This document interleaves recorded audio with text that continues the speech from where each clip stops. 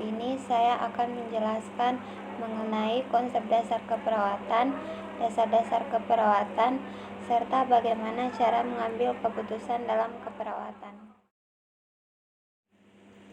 Konsep dasar keperawatan. Keperawatan adalah profesi yang berfokus pada perawatan individu, keluarga, dan komunitas untuk mencapai kesehatan yang optimal. Konsep dasar dalam keperawatan meliputi manusia, lingkungan, kesehatan, dan keperawatan itu sendiri. 4 konsep utama dalam keperawatan. Yang pertama, manusia. Manusia adalah individu unik yang memiliki kebutuhan biologis, psikologis, sosial, dan spiritual. Sebagai perawat, kita harus memahami bahwa setiap pasien memiliki latar belakang, nilai, dan kebutuhannya sendiri.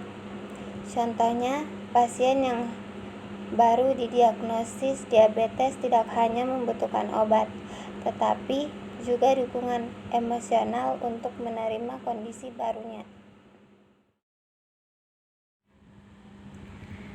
Kedua, lingkungan. Lingkungan sangat memengaruhi kesehatan pasien. Faktor lingkungan meliputi lingkungan fisik seperti udara, air, kebersihan, dan keamanan. Lingkungan sosial seperti keluarga, dukungan sosial, dan budaya. Lingkungan psikologis seperti stres, kecemasan, dan trauma. Sebagai perawat, kita harus menciptakan lingkungan yang nyaman dan mendukung proses penyembuhan pasien. Ketiga, kesehatan. Kesehatan bukan hanya bebas dari penyakit, tetapi juga mencakup kesejahteraan fisik, mental, dan sosial. Model kesehatan dapat dibagi menjadi model biomedis, yaitu fokus pada penyakit dan pengobatan. Model holistik, yaitu memperhatikan aspek fisik, mental, sosial, dan spiritual pasien. Model promotif dan preventif seperti menekankan pencegahan penyakit dan promosi kesehatan. Sebagai perawat, kita tidak hanya merawat orang sakit, tetapi juga berperan dalam pencegahan penyakit. 4. Keperawatan.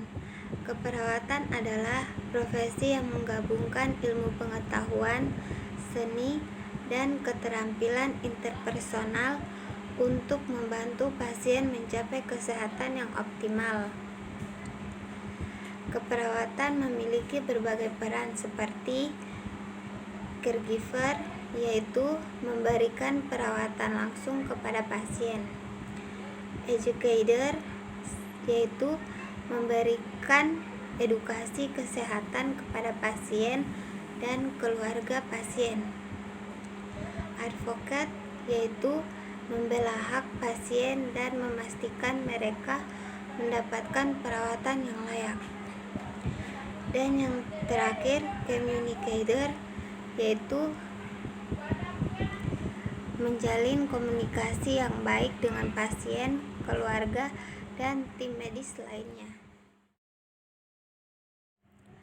Dasar-dasar keperawatan.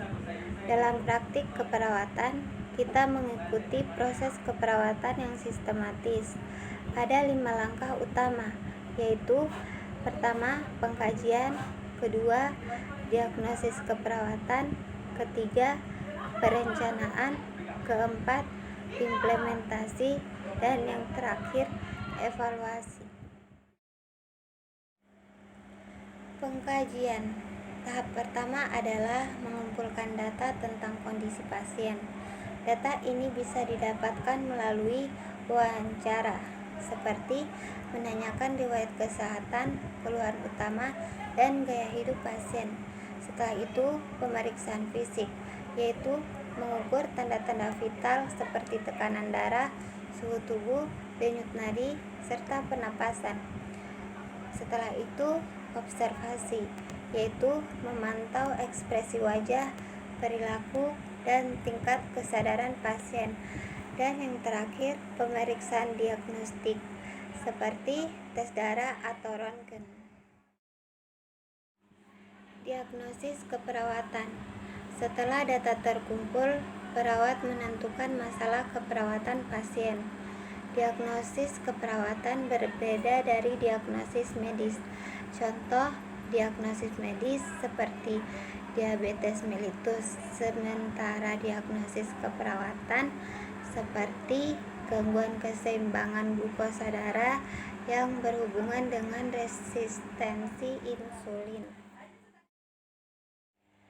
3. Perencanaan. Di tahap ini, perawat menyusun rencana intervensi berdasarkan prioritas pasien. Rencana ini harus SMART, yaitu spesifik, measurable, achievable, relevant, dan time-bound. Contoh intervensi seperti edukasi pasien tentang pola makan sehat dan penggunaan insulin. Target seperti dalam 1 minggu, pasien dapat menyebutkan 3 makanan yang harus dihindari. 4. Implementasi. Ini adalah tahap di mana rencana perawatan diterapkan. Intervensi bisa berupa tindakan mandiri, yaitu edukasi kesehatan, serta memberikan dukungan emosional. Kolaborasi seperti bekerja sama dengan dokter atau tim medis lainnya. 5. Evaluasi. Perawat menilai apakah intervensi yang diberikan berhasil atau perlu disesuaikan.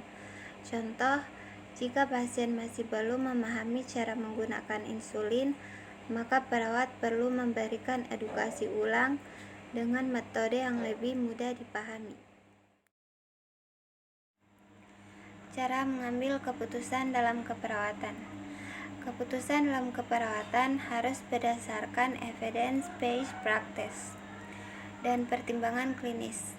Cara mengambil keputusan yang pertama, identifikasi masalah, yaitu pahami kondisi pasien secara menyeluruh.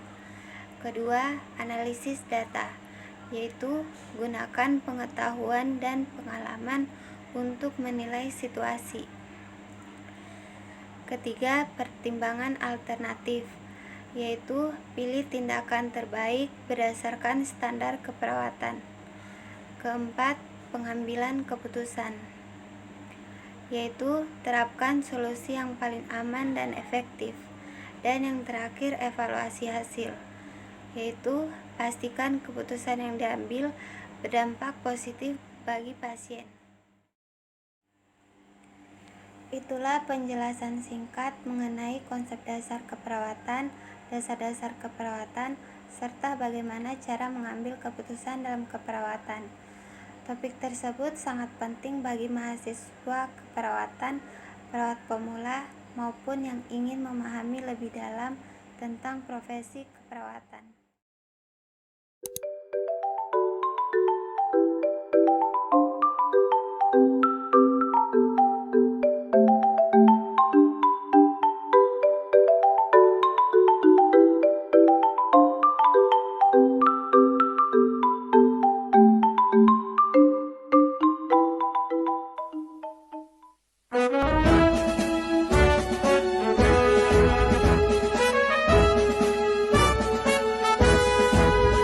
Universitas Karya Persada Muda, kampus kami yang penuh berkah.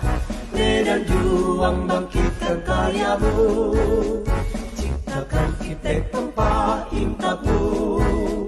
Universitas Karya Persada Muda, lahirkan sumber daya manusia bermutu, transparan, akuntabel, hadir dan bertanggung jawab.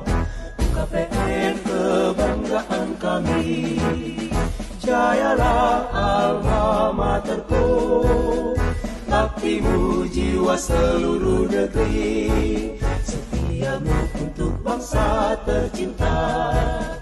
UKPN kebanggaan kami, jayalah alma materku, baktimu jiwa seluruh negeri, setia setiamu untuk bangsa tercinta. UKPM alma mater kami, UKPM